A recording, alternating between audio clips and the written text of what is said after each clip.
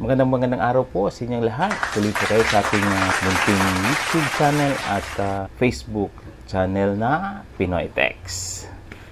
Una po sa lahat, ako'y nagpapasalamat sa inyo dahil sa walang sawang pagsubaybay at pagsuporta ng ating mga content na naibabahagi sa inyo. At bilang ganti po at tuloy-tuloy po nating ibabahagi kung ano yung mga nalalaman ko regarding po sa mga technical products na isinishare ko sa inyo, hindi lang po sa printer, maging sa mga bagay na may kinalaman sa technical o sa mga electronic products. Ngayon pa man, once again, ako po yung humihingi ng suporta sa inyo na i-like po o follow ang ating Facebook page at subscribe naman po ang ating YouTube channel.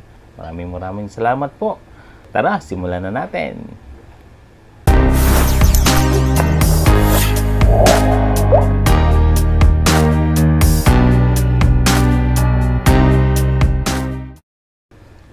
Okay, gusto ko lang pong i-share sa inyo kung ano yung mga posibleng dahilan kung bakit nawawala at bumabalik yung ating unli data dito sa ating smart prepaid na mga SIM. Ngayon, uunahin ko yung talagang ginagamit ko mula pa last year. Kung hindi ako nagkakamali, mahigit isang taon na tong ginagamit na SIM mula pa nung unli data na 299 hanggang nag 345, nag 399 at ito hanggang naging 449. Pero itong nakarang buwan, nung in-inquire ko ito, nawala na. Para ma-confirm natin, magbubukas tayo ng app. Ayan. So nga pala, ito na pala yung Giga Life app. Naging smart na siya. Ayan.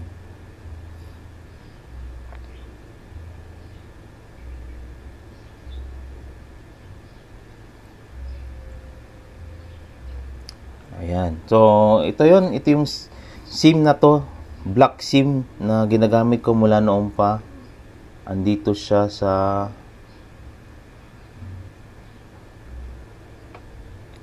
ayan, ito. Ayan. Pag pumunta ka dito, ito yan. Pag pumunta ka dito, ayan, wala siyang unli data. Ayan. Siya nga pala, napansin ko itong mula last year, nag-activate ako ng unli data nito through asterisk 123 sharp. Ayan. Kasi nga, pag sa app ko siya ino-open, hindi mo siya makikita dito, yung unli data. Ngayon, nung last month, nung nawala yung unli data nito, sinubukan kong ipasok siya dito gamit ang asterisk 123 sharp. Wala din. So, ang ginawa ko, bumili ako ng bagong SIM. Ito yung bagong SIM. Kakabili ko lang nito. Meron siyang free 21 GB na data. Ngayon, nung ipinasok ko siya dito sa app, ito siya Ito. Ayan. Ayan o, 9451 yung number. So, pag pumunta ka dito, wala. Nada. So, wala siya. So, ibig sabihin, yung mga bagong SIM na binibenta ngayon na ganito, wala siyang unli data. Ngayon, na-amaze ako, pinagtataka ko. Ito, papakita ko sa inyo yung lumang SIM ko. Sige. I-dial ko muna. Ayan. Asterisk 123 sharp. Ayan. Dial. Itong SIM na to, 20 years old na sa akin. Ayan o. Meron siyang unli data. Pindutin mo yung reply, then 1, then okay. Ayan, unli data, reply uli, then 1, then okay. Ayan o. 449, 30 days, unli, 449. So, ngayon, bubuksan ko kung papakita ko sa inyo kung anong klaseng SIM ito. Hindi ito tri-cut. Ito talaga yung 20 years old. Yung mga unang labas na mga SIM noon na ayan. Yan o. Hindi siya tri-cut o. Talagang buo siya. Tingnan mo. Smart body pa yan ha. Oh, smart body pa yan. Hindi ko siya pinapalitan dun sa mga latest na SIM, TriCut SIM.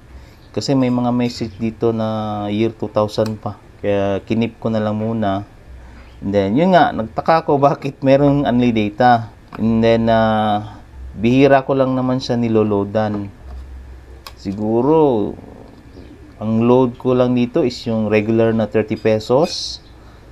In every, siguro yung duration niya or yung interval niya is every 3 months or basta bihira ko lang siyang loadan. Bihira ko lang siyang ginagamit. So, incoming lang kasi ito. Ginagamit ko lang to for incoming purpose. Kasulukuyang ginagamit ko dito sa modem namin is ito. Ayan, itong SIM na to. Ayan, oh. Ito yung kasalukuyan kong ginagamit ngayon. Naka-unli data 449 siya. Ayan, oh. Active siya, active. Itong SIM na to, ginagamit ko. Dito yan. Ito yung sa personal phone dito. Ito naman yon. Matagal na tong SIM ko na to eh. Siguro mga 5 years na rin ito. Itong ganitong klaseng SIM. So, ito naman siya. Ayan. No active promo. Pag pinindot mo dito, ayan. Active yung unli data 175 at 449. Ito naman sa isa kong cellphone. Ay, isa nga pala. Dito sa app, di ba nakita natin dito, active yung unli data ko. Ngayon, susubukan mo mag-dial ng asterisk 123 sharp. Tingnan natin.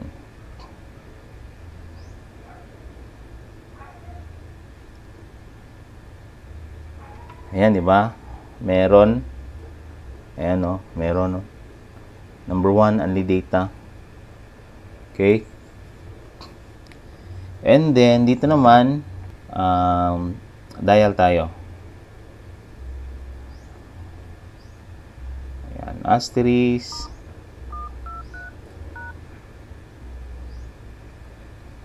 Ayan, tingnan natin. Ayan, di ba? Merong unli data.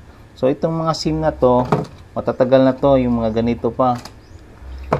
Ito, nung pagkabili ko nito last year, wala siyang unli data. Tapos, bumalik lang uli, nito lang, bago lang. And then, ito naman, yung palagi kong ginagamit, since last year pa, nawala na rin ngayon. Ayun. So, ano bang dahilan? Sa tingin ko, kasi parang, ito kasing ginagamit ko is parang overuse na. So, monthly, ginagamit ko talaga to sa aming internet. And then, ito namang mga hindi ko madalas ginagamit, biglang nagkaroon. So, last month, itong isa kong ganito, inactivate ko yung unli na 175. Ito namang isa, nakapag-unli na rin tayo ng 175 dun sa isa kong cellphone. At ito, yung bagong bili, hanggang ngayon, wala pa rin. Ang gagawin ko, susubukan ko siyang loadan every week. Titingnan natin kung magkaroon siya. Obserbahan natin. And then, after a month, update ko kayo kung ano yung magiging result nitong latest na SIM na nabili natin. Yun lang. Ang tingin kong posibleng dahilan, sa tingin ko, nag-overuse. Kasi active siya every month eh. And then, ito namang bihira lang nag-activate ng unli. Nabigyan naman ng pagkakataon na magkaroon ng unli data. So, yun yung based sa experience ko. Anong sa tingin nyo sa experience nyo guys? Kung bakit nawawala at bumabalik ang smart prepaid unli data. So, tingnan naman natin yung speed nitong existing natin na internet na ginagamit ngayon. Okay, fast.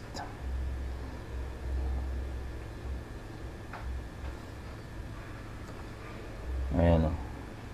So, not bad. Nasa lampas 20. Okay. 22 Mbps. So, ang gumagamit dito sa bahay, 4 na cellphone, 3 PC, at isang TV. Hindi naman ganun kalag sa TV. Okay lang naman kapag nag-YouTube tayo sa TV.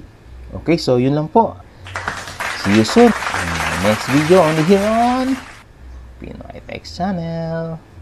Bye-bye.